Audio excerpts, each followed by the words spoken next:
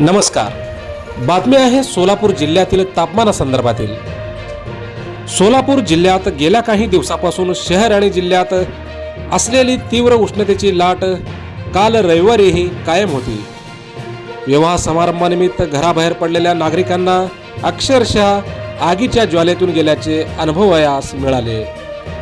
रविवारी 42.2 अंश सेल्सिअस इतक्या तापमानाची नोंद सोलापूर जिल्ह्यात झाली. एप्रिलच्या शेवटच्या आठवड्यात 43.8 अंश सेल्सिअस इतक्या उच्चांकी तापमानाची नोंद सोलापुरात झाली होती. मे महिन्याच्या पहिल्या आठवड्यात तापमानाचा पारा काही अंशांनी कमी झाला असला तरी उन्हाचे चटके मात्र कायम आहेत. उकाडाही तीव्रतेने जाणवत आहे.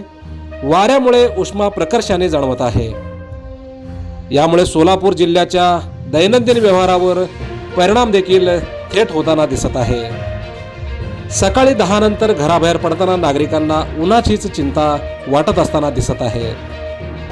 राज्यातील हवामान विभागाने मराठवाडा आणि विदर्भात तापमानाचा पारा कमी होण्याचा अंदाज वर्तवला असून त्या ठिकाणी पावसाची शक्यताही व्यक्त केली आहे.